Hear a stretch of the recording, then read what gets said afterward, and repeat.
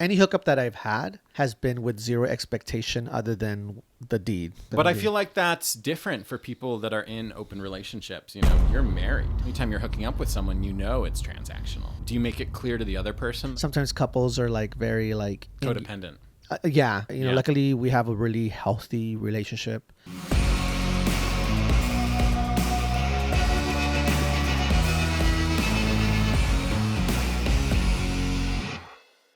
What's up, everybody, and welcome to another episode of the Gay Rugby Podcast. I'm Jack. I'm Ozzy. And today we're posing the question, does gay hookup culture actually make us more lonely? I'm very lonely right now. Says the married man. There's no yes or no answer. I mean, I guess there is a yes or no answer, but my answer is yes.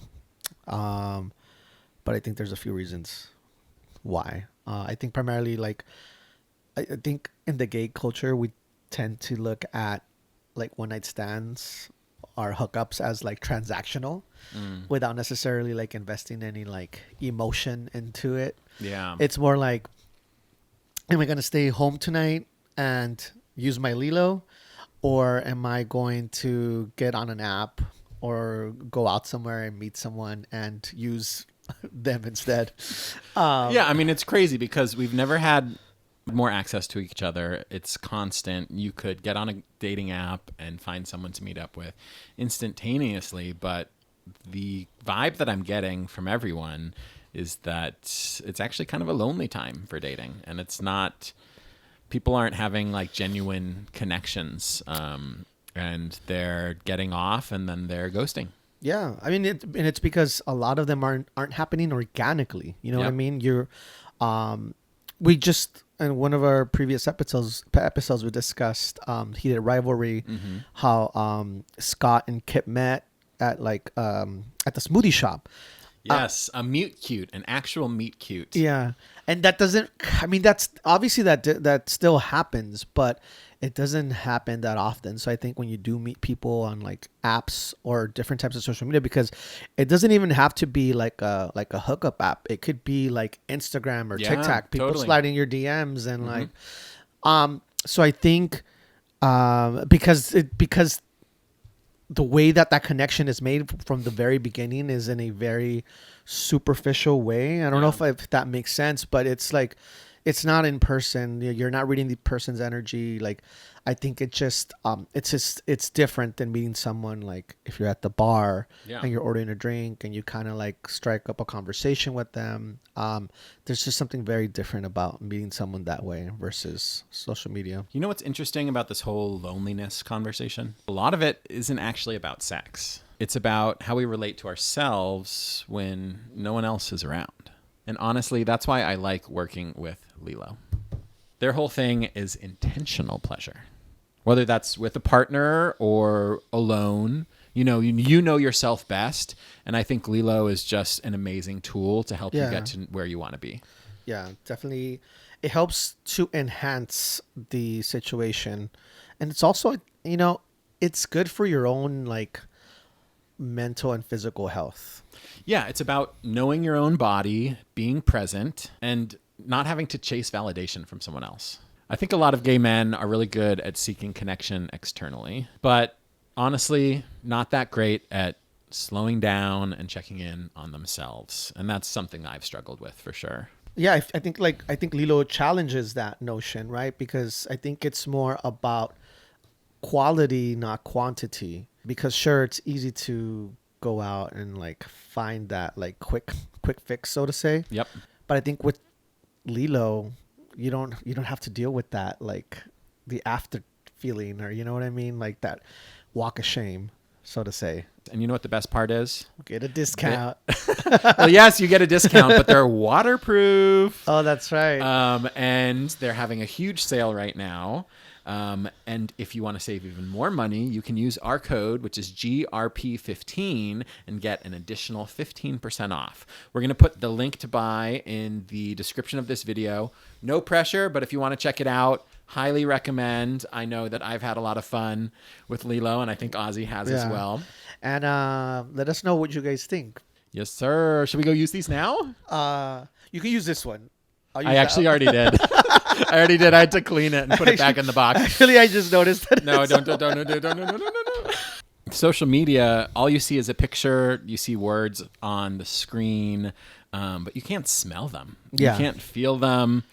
That photo that you're viewing might be like 10 years old. Yeah, body language. And so I've had too many times where, I'm going to meet up with a guy. We go, we hang out, and then I taste him for the first time. I'm like, oh, I don't like the taste of you, which is a hard thing to communicate, right? Because I liked the photos. I like you. I think you're very attractive. But then you go to kiss and it's just not going to work out because you taste bad or you smell bad or whatever the pheromones are that are making those decisions internally. They might not be all in the right place. So that's been my experience. I've definitely been on some dates. Super great date. We went, we ate food, and we didn't have any garlic. Like it wasn't a garlic heavy It was meal. But then we go back to my place, we start making out, and it's like either the guy was dying inside, like his organs were rotting, or he had like a garlic clove just like hanging at the back of his throat. And so that didn't work out as much as I wanted it to. Yeah. And that's why you never know with these dating apps. Yeah. Yeah. I mean, yeah, that's why I think it's better to meet someone organically, personally. But I'm also... But like, has that ever happened for you? How did you meet Jonathan? We met at a barbecue. Really? Yeah. Okay. He was someone's. He was there with his friend. I was there with my friend, and then we kind of like both saw each other, and the rest is history. Like that's how we met. Like I have had and I do have a really hard time meeting people in person. I don't know why, because I definitely like make some of the best friends in my life, but as soon as someone's like a friend and I like them, it's like I almost automatically consider them off limits. Yeah. Yeah. I mean, and I think the other thing too with meeting people on social media or apps is, like even if subconsciously, like subconsciously you've already decided like this is gonna be a weird situation when I meet this person, because you know that you're meeting them through a social media app or through a hookup app, so the bar is already low. You know what I mean? So you in a way you almost like you doom yourself, or you set yourself up for failure. Yeah, totally. Whether you do it consciously or not, 20 years ago, none of these apps existed. The internet was relatively new. You had to go out and meet people, and I feel like there was hold on, let me rephrase the way I'm saying this. I feel like community was a lot harder to find, and people found it a lot more valuable. And once you found it, you hold on to it, and you hold on to it tight. And now, because of the internet, we have access to so many different communities, so many different groups of friends. And it's hard to choose one. To like, okay, this is it. This is my friend group.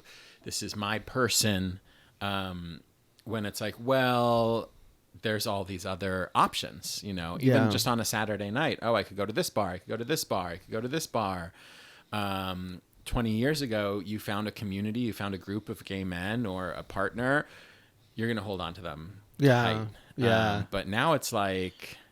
Yeah. Well, let me see what else is out there. And I don't love that. And that's definitely a habit that I'm trying to break, and a mindset that is unhealthy. And I recognize that. Yeah. It's almost like you have too many choices or too many options. That is a bad habit that I need to get out of as well, because, I have this, you always get FOMO. Like, FOMO. So you kind of force yourself to like, go out, do things, or participate in things, when in reality you're like, I could have just stayed home and like not done any of this, That's I have kind of the opposite problem. If I have too many things, too many options. Oh, really? Then I have like this paralysis. Anxiety. It's like, okay, well, I could go hang out with this person. I could go do this. I could go do that.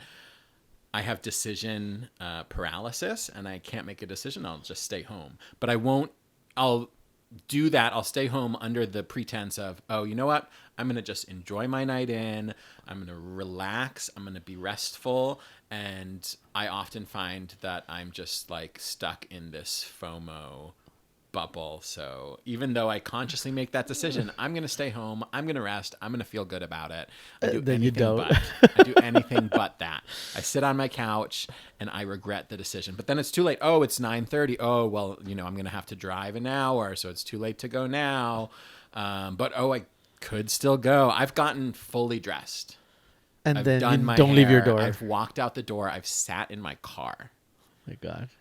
And then I just Freak out and stay. not even freak out. I'm just like, oh, you know what? I'm going to have a me night. When really it's just me like, yeah, freaking out. Yeah. And not enjoying myself. That's interesting. I don't know that's ever happened to me. But, you know, going back to the original question, is it hookup culture? What was the question? Yeah. Does gay hookup culture make us more lonely? I think it makes us more emotionally unavailable. Just to kind of like put a pin in that, because I think, like I said before, whether consciously or subconsciously, like we've already, like our expectations are low when we know we're like hooking up with someone through social media or like a hookup app. So we don't have any expectations. Although, I mean, obviously, like some people do meet their significant other or their special person that way. It's not to say that it doesn't happen. But I think just in general, as a culture, I feel like there's a lot of emotional disconnect. It's more transactional. Any hookup that I've had has been with zero expectation other than the deed. You know, whatever. Yeah, but I feel like that's different for people that are in open relationships. You know, you're married. Yeah. So you're going into all of, you know, anytime you're hooking up with someone, you know it's transactional. Do you make it clear to the other person that it's transactional as well? Yeah, I mean, it's no secret that that I'm married. You know, that the way that we treat our relationship, I think there's like sometimes couples are like very like Codependent.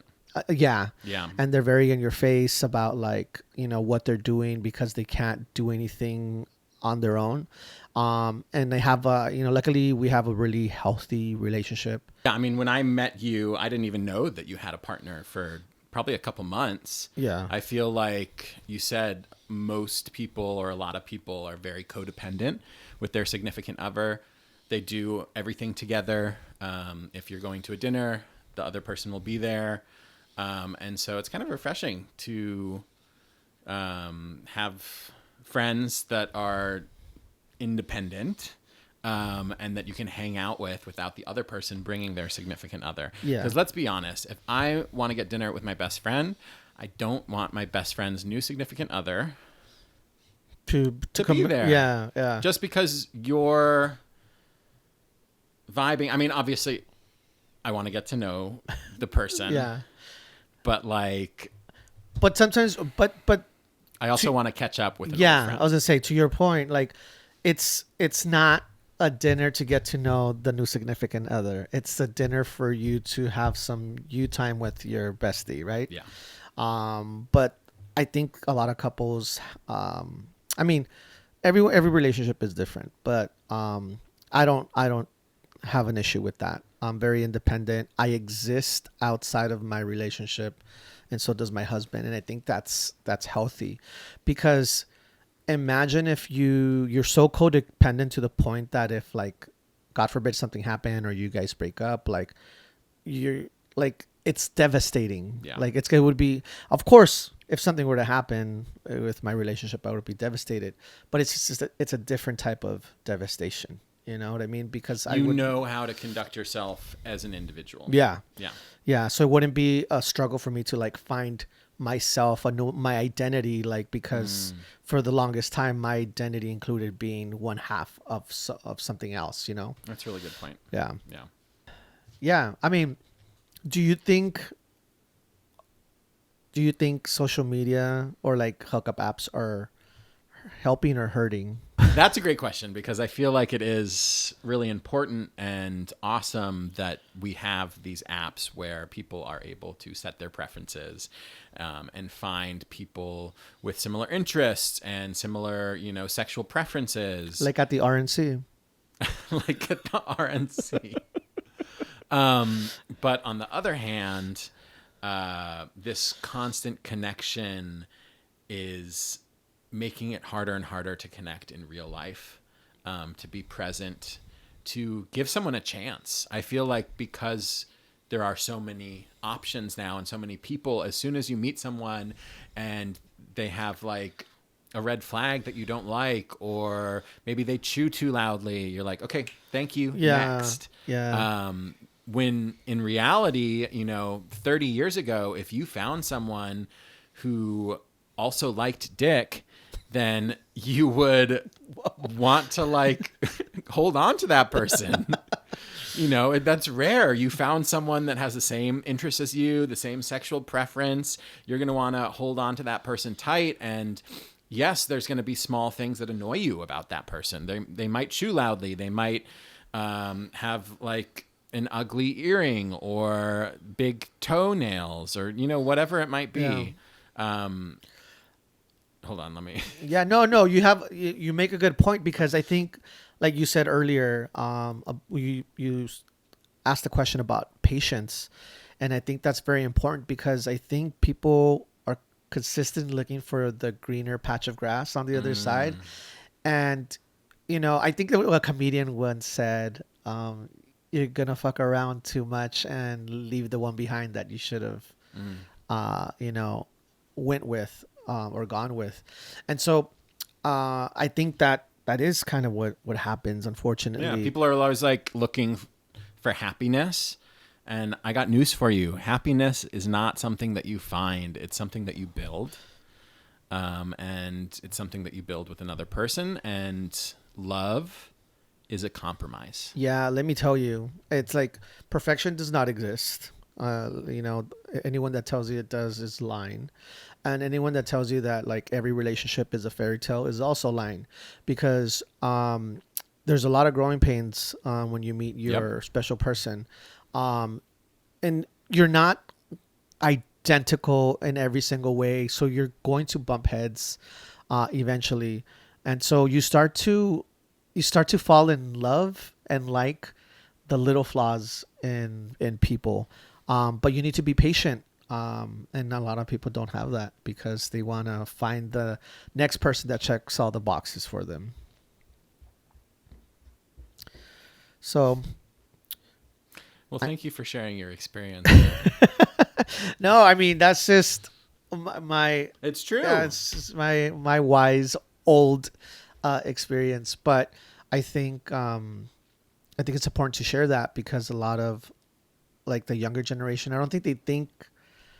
At least when you're young and immature, you don't think that way, But when I was younger, I did have some mentors, some older friends that they would talk to me about these types of things, like relationship, life, the struggles of being part of the LGBTQ community.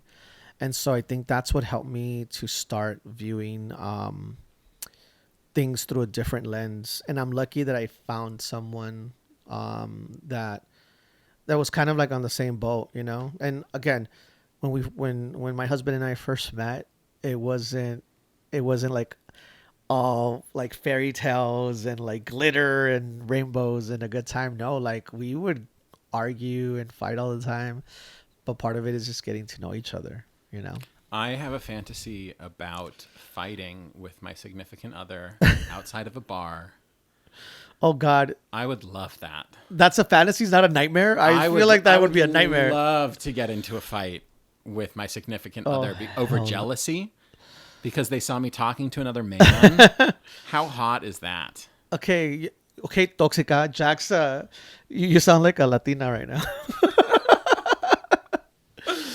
Well, you look like a torta.